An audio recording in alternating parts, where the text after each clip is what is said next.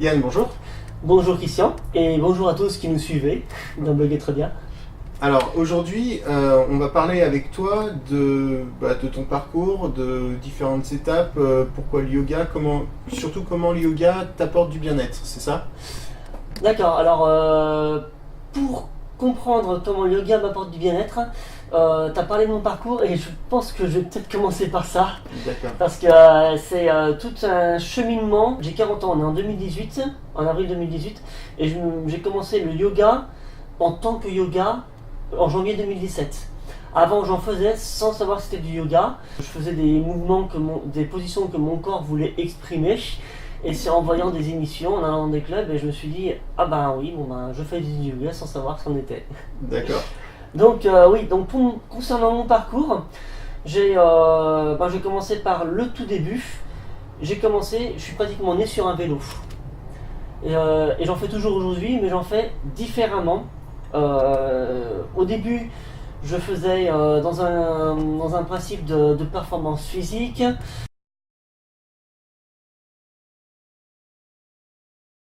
Deuxième activité que j'ai fait pendant également une vingtaine d'années, c'est du traîneau à chien, du ski, ce genre de choses, et un peu de natation, mais toujours sans compétition. En 96, musculation. En fait, ça n'a pas été une ligne droite. J'ai pas fait régulièrement. J'ai fait plusieurs mois, un an ou deux. Ensuite, j'ai arrêté. Ensuite, j'ai repris. J'ai arrêté. Et la dernière fois que j'en ai fait, c'était durant mon burn-out en 2014, je crois, de mémoire.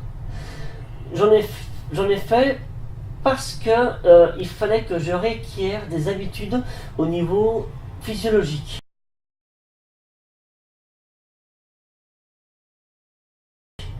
Au niveau corporel, quand j'étais dans le burn-out qui était déclaré, hein, j'étais dans une prise en charge médicale et physique, et j'en étais réduit à un point où mes fibres musculaires ne me permettaient plus de marcher dans la rue, de me lever le jour. Oui, c'est quelque chose qu'on entend beaucoup, c'est un trait commun par rapport au burn-out. Les gens ont plus l'énergie, mais vraiment plus l'énergie de vivre, de faire les choses, donc c'est effectivement un trait très caractéristique. Ouais, et en fait, franchement, il faut l'avoir vécu pour s'en rendre compte, parce que je me souviens, à cette époque-là, j'avais des personnes qui me donnaient des conseils qui étaient de toute bonne foi, hein. Ils ne savent pas de quoi ils parlent, ils ne savent pas dans quel état tu es, et pour eux, un truc normal peut représenter quelque chose d'insurmontable pour toi dans ton état actuel. Et par exemple, le simple fait de me dire, marche dans la rue, respire, fais des choses, oui, quand tu es en burn-out, c'est pas forcément évident. Ouais. Et pour eux, ça peut être une parallèle avec une dépression ou de la phlémagite aiguë. Mais pas avec du burn-out qui est qui est encore très méconnu et pas accepté en tout cas en France. J'avais vraiment une incapacité cérébrale, physiologique, physique à ce niveau-là. Il y avait même des problèmes, j'avais même régulièrement des problèmes de mémoire, je crois que ça s'appelle la mémoire procédurale, quand j'étais en train de faire par exemple la vaisselle et qu'à un moment donné je n'étais plus capable de frotter la cuillère. C'est quand ça t'arrive, quand ça arrive tout seul, à la limite, tu ajustes, quoi. Tu te dis, ok, cool, c'est pas grave, ça va revenir. Mais quand tu es devant des gens autour de toi et que tu dois interagir avec eux, et ben là tu te dis, ok, je fais comment là? Oui, tout à fait. On peut pas se rendre compte tant qu'on l'a pas vécu. C'est ça, ouais. Ouais. Et aujourd'hui, depuis quelque temps, je rencontre de plus en plus de personnes qui ont vécu ça. Et donc du coup, moi, en ayant eu ce burn-out, en ayant réussi à revenir du burn-out à un état normal, même à un état physique et cérébral avancé par rapport à la norme, parce qu'aujourd'hui je suis dans un état de très bonne condition physique et mentale. Je suis capable de faire beaucoup plus de choses que la plupart par rapport à mon passé. J'ai parlé donc du vélo. Alors le vélo, maintenant je le fais d'une manière très light, c'est-à-dire que je le fais en moulinant et pour aller d'un endroit à un autre. Je fais plus de compétition, je fais plus quoi que ce soit. C'est juste le moins j'en fais, mieux c'est pour moi. Parce que je me suis rendu compte que ce soit le vélo ou la marche ou d'autres activités, quand je les pratique, je ressens une contre-productivité par rapport au yoga. D'accord. Pour En moi, fait, la façon dont le corps travaille quand tu fais du vélo ou de la marche ne te permet pas de faire de la récupération active par rapport au yoga, et au contraire, c'est contre-productif, c'est ça? c'est ce que je ressens au-delà d'un certain temps. C'est-à-dire que par exemple, quand je vais faire du vélo pour aller à mon club de yoga où je pratique en parallèle des séances que je me fais ici ou des cours que je donne, ça, c'est plus ou moins une obligation. C'est le meilleur moyen que j'ai trouvé. En marche à pied, ce serait pas possible. En bus, j'aime pas prendre les bus, donc et en voiture, c'est juste pas possible. Écologiquement, économiquement, perte de temps, du stress. Donc non, le vélo reste le meilleur moyen.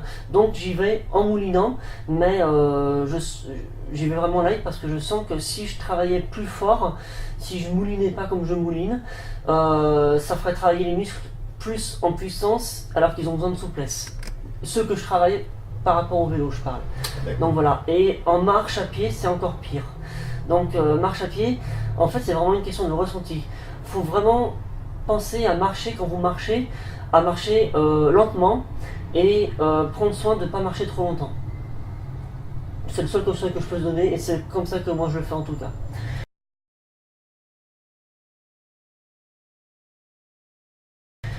Et voilà, concernant les arts martiaux, la gym, etc., j'ai beaucoup travaillé dans une notion de performance. J'avais besoin d'une reconnaissance et du coup, je voulais me prouver à moi-même que j'étais capable de faire certaines choses. Donc il y a des choses que j'ai réussi à faire de l'élasticité, comme certains coups de pied, que je vous montrerai peut-être plus tard dans certaines vidéos, si certains me les réclament. Et sinon, au niveau de la puissance physique, là, oui, certains l'ont vu dans certaines vidéos d'ailleurs, hein, quand ils ont essayé de faire du gainage, de la planche, etc. Bon, mon niveau, je n'ai plus grand chose à prouver, quoi. J'avais besoin d'une reconnaissance au niveau de l'élasticité, de la souplesse, et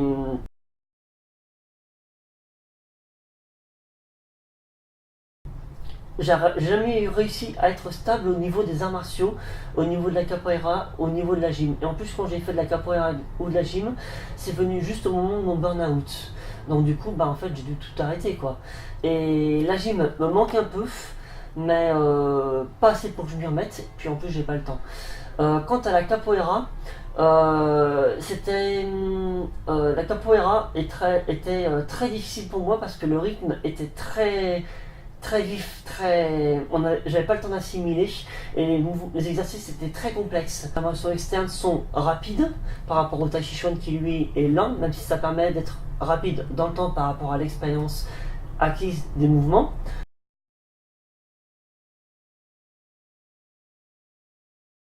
Ça c'est notre histoire. La capoeira nécessite beaucoup plus de mouvements, de gestion dans l'espace. Au niveau de la proprioception, il y a deux proprioceptions d'après ce que j'ai compris, mais là je parle de celle où on a un rapport des mouvements dans l'espace.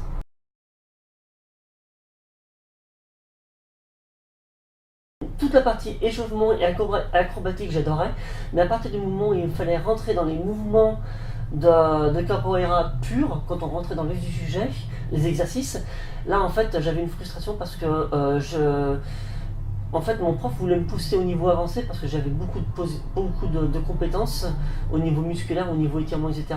En revanche, je ne suivais pas et j'étais bien uniquement dans le niveau débutant. Et en revanche, il y a des trucs au niveau avancé que j'avais envie de faire, mais je ne me sentais pas de passer d'un truc à l'autre constamment, de naviguer. Je préfère rester et être à l'aise dans la position débutant que de passer dans un exercice avancé et passer de la frustration au bien-être. Ouais, voilà. Donc ça c'est là pour la capoeira. Concernant les arts martiaux, il y avait cette notion de performance, de reconnaissance, d'ego qui intervenait.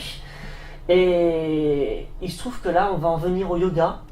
Le yoga, et plus précisément là où j'ai appris à devenir prof, c'est-à-dire à l'ashram, c'est comme ça qu'on appelle le centre, ça s'appelle un ashram de Shivananda à Orléans, là où j'ai pratiqué. C'est là-bas que j'ai, pour la première fois, où on m'a appris à ne pas vouloir faire telle position.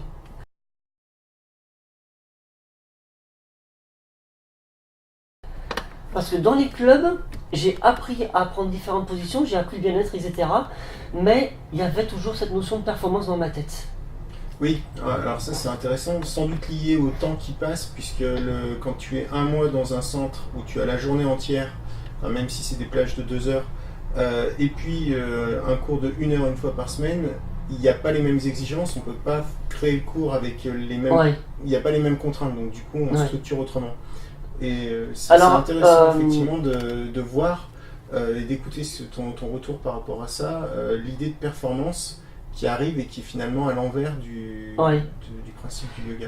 Il y a une autre chose, il y avait un enjeu, c'était l'examen. Et comme beaucoup de personnes, là-bas et de manière générale, j'ai vécu l'échec au niveau scolaire. Qu'on me dise constamment que j'avais les compétences, mais que je faisais pas assez d'efforts, alors qu'en fait, il y a une notion qui différencie tous les êtres humains entre eux concernant les capacités cérébrales, c'est le temps d'assimilation de données. Et c'est au niveau cognitif, dans le cerveau, ce qui va faire la plus grosse différence entre n'importe quel individu. Une personne peut assimiler un truc en 5 minutes, une autre personne, il lui faudra 2 heures, 3 heures, 2 mois. Que ce soit au niveau du corps ou au niveau de l'esprit, que ce soit au niveau procédural, au niveau, par exemple, vous apprenez quelque chose de théorique, vous apprenez une langue étrangère, vous apprenez à faire une position, et bien une personne la fera directement sans avoir besoin de l'apprendre. Une autre personne aura besoin de 1 heure, de 1 semaine, 1 mois, 1 an, une vie pour la faire selon la difficulté que ça représente pour elle. D'accord. Ouais. Voilà, sans compter son rapport à l'exercice. Une personne comme moi j'étais avant de pratiquer dans l'ashram va vouloir pratiquer dans la notion de performance, au-delà du bien-être. Ouais. Une autre personne comme moi à l'ashram va tellement être conditionnée dans le fait de vouloir faire l'examen que l'examen va devenir l'exercice le plus difficile, et du coup l'exercice ça va être du repos, quoi. Ça va être un moment de bien-être. Et du coup quand j'étais dans les exercices à l'ashram, en fait ça me reposait totalement du fait de là on n'était plus en examen, quoi. Ouais. Voilà. Okay. Et là du coup il y avait plus cette notion d'échec et du coup on lâchait prise. Et du coup j'allais, et en plus il y avait au début dans les premières séances, j'avais tendance à vouloir aller plus vite, plus loin, etc. Et les profs m'ont dit relax, on se pose, on n'est pas à l'armée, on n'est pas en examen, on se pose, tu ne seras pas jugé là-dessus, donc il n'y a que toi qui vas te juger. Et là en fait petit à petit une libération s'est opérée. Certains d'entre nous fondaient en larmes parce que ça relâchait tout d'un seul coup. Et moi-même en fait je l'ai vécu. Le plus dur c'est de continuer ce rythme-là quand on quitte l'ashram, qu'on quitte la formation, parce que oui, c'est 1 mois, c'est pas une vie, c'est pas 1 an, et 1 mois de conditionnement. Derrière, on peut garder le conditionnement un certain temps, mais on a les choses qui reviennent dans notre vie. On peut avoir son conjoint, son mari, sa femme, les enfants, les problèmes de relation aux uns aux autres.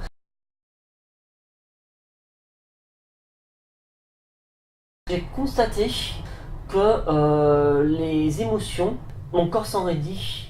J'ai un peu de mal à faire rentrer le yoga ces derniers temps en moi, et du coup je suis obligé de faire plus de yoga en club parce que j'arrive à faire moins de yoga en séance chez moi.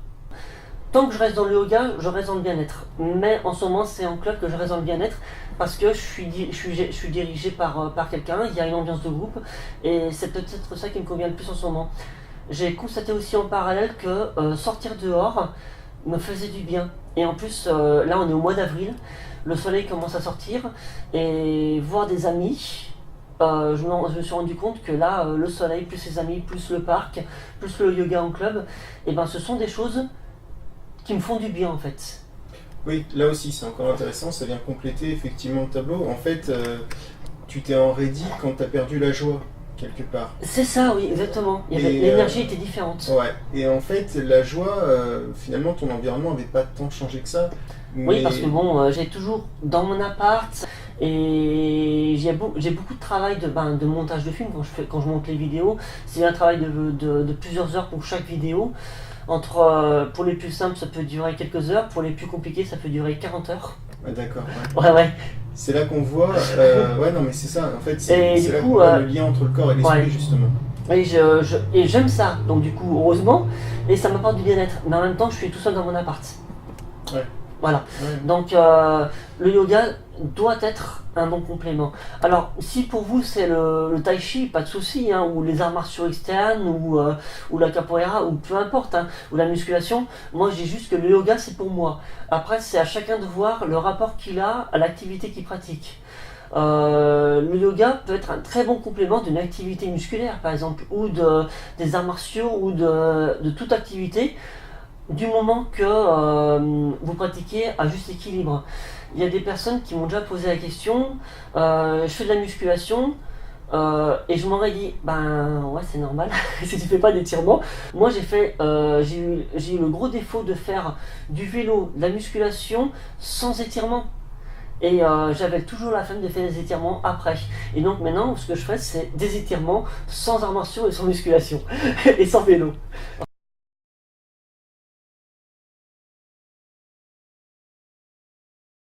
Enfin, vélo un minimum pour les transports. Ouais. Voilà. Et du coup, ce que tu disais, le soleil, le sortir, parce que du coup, la nature, l'environnement, ça stimule aussi. Oui. Voir des amis, c'est aussi ça, un moyen d'avoir de bonnes interactions des sociales. sorties jeux. Il y a des études, il y a une étude de Harvard qui a été menée sur plus de 70 ans et qui démontre effectivement l'importance. D'ailleurs, pour ceux qui s'intéressent, elle est sur le blog. Hein. Oui, tout à fait. Tout à fait. Et en fait, ça démontre l'importance des bonnes relations, des relations de qualité. Ouais.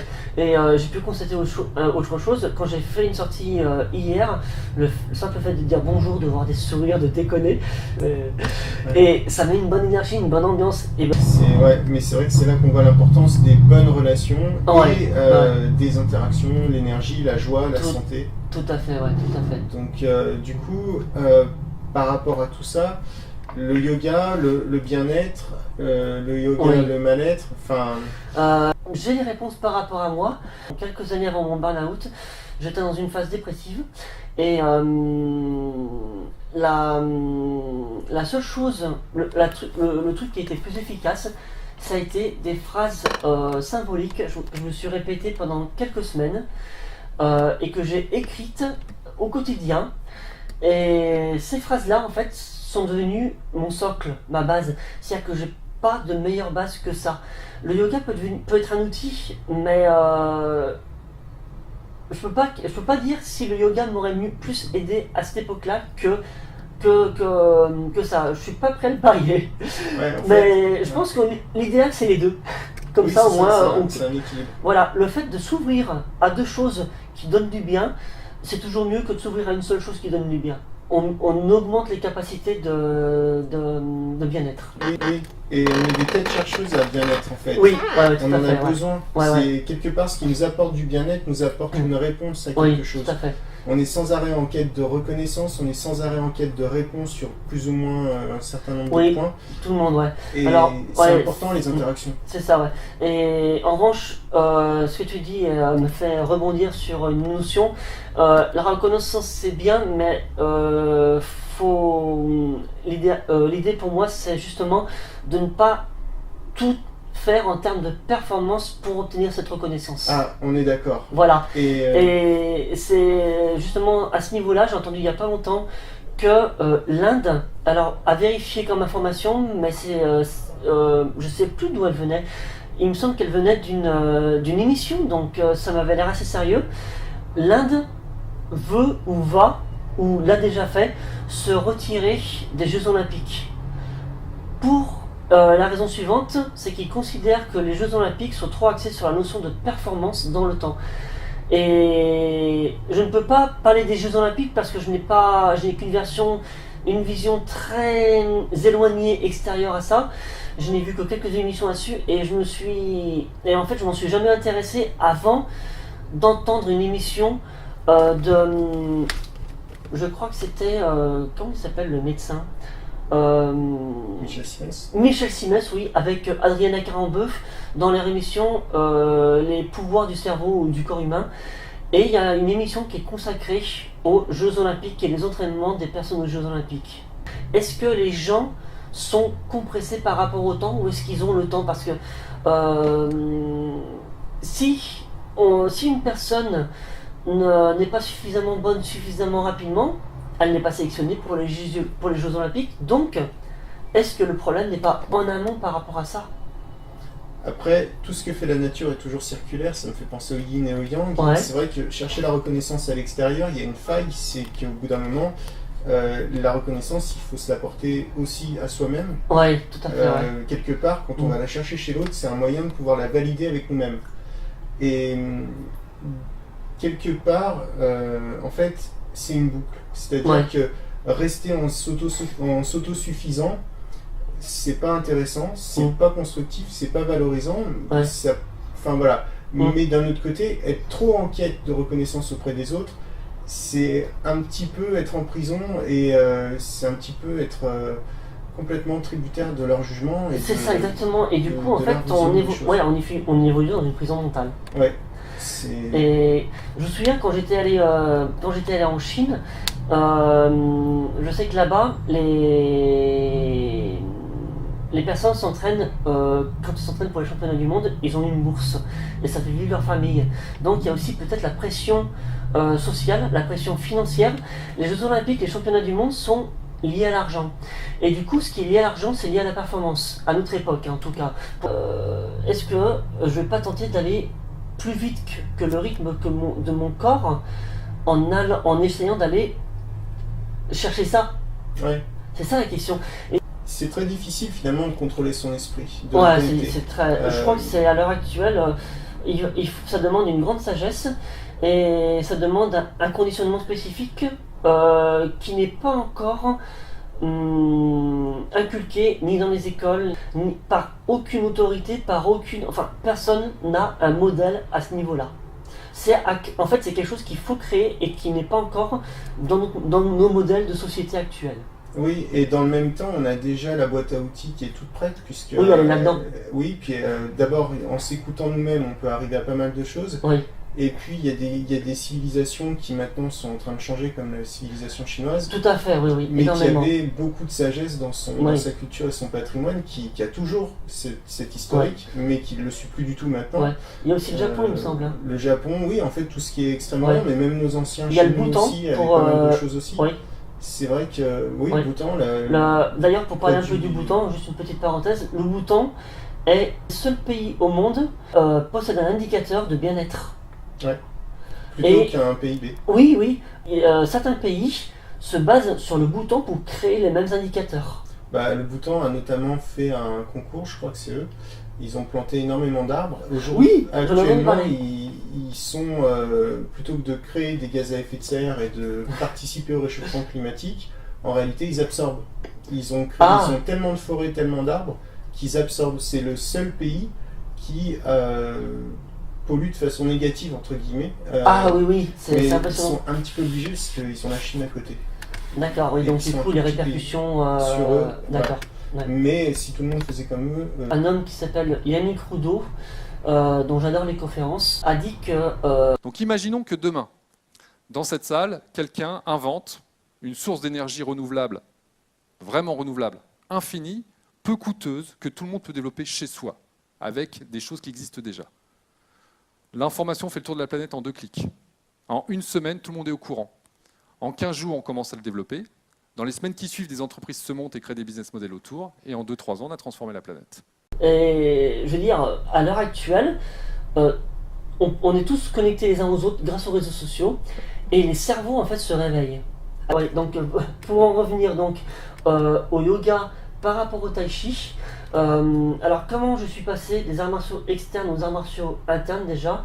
Donc le tai chi est le premier élément, la première activité dans laquelle en fait je n'avais pas envie, pas besoin de reconnaissance, pas envie, je voulais juste pratiquer dans mon coin et je voulais pratiquer uniquement avec les simples bases, juste les deux trucs les plus basiques et apprendre à me défendre, à attaquer en tai chi chuan en cas d'attaque. Voilà, ça c'est tout.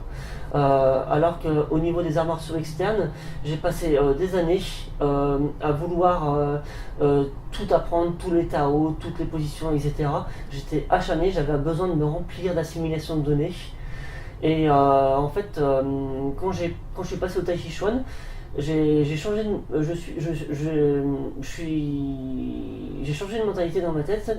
En fait, il y a eu comme un déclic. Et je me suis rendu compte qu'en fait, je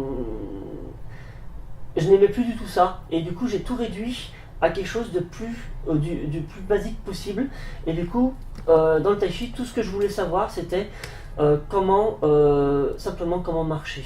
Donc c'est le truc le plus basique en fait. Tout découle de ça.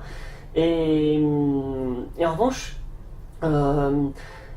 quelque chose dont j'avais pas conscience au niveau du tai chi, mais que j'ai pris conscience au niveau du yoga, c'est que le yoga, là où le yoga est mon activité en fait, je pense à long terme, c'est que le yoga regroupe les positions d'assouplissement, de capoeira et d'arts martiaux externes, mais en approfondi, c'est-à-dire que dans le yoga c'est tout ça pendant toute la séance, qu'elle soit de 3 quarts d'heure, 1h30, 2 heures, 3 heures, et c'est du statique. Dans le tai chi, on est dans le mouvement perpétuel, alors que dans le yoga on passe souvent de position assise à position allongée, à position en équilibre sur les épaules, sur la tête, etc. Et c'est ce genre de travail que moi j'aime travailler, qui me donne du bien-être. D'accord. Voilà. Okay. Donc voilà, pour répondre à la question, pourquoi le yoga plutôt que le tai chi, plutôt que le capoeira, plutôt que les arts martiaux externes, plutôt que la gym. Voilà. D'accord. Voilà. Et donc on parlera une prochaine fois, la prochaine vidéo, ce sera concernant les phrases dont on a parlé, les phrases symboliques sur lesquelles on ne va pas s'étendre aujourd'hui, pour donner du bien-être, des phrases symboliques d'amour, de bien-être, de conditionnement mental. Alors quand je dis conditionnement mental, il ne s'agit pas de se faire manipuler, il s'agit d'avoir une bonne base, mais vous verrez ça la prochaine fois. Ouais, ça marche. Donc, écoute, Christian, on se dit rendez-vous dans un mois, le mois prochain, pour une nouvelle vidéo à regard croisé. Voilà. sur le sujet dont on vient de parler et différents autres sujets. Avec plaisir, ça marche. Bon. Au revoir Christian, Salut, au revoir à tous et à dans un mois pour une nouvelle discussion. Salut.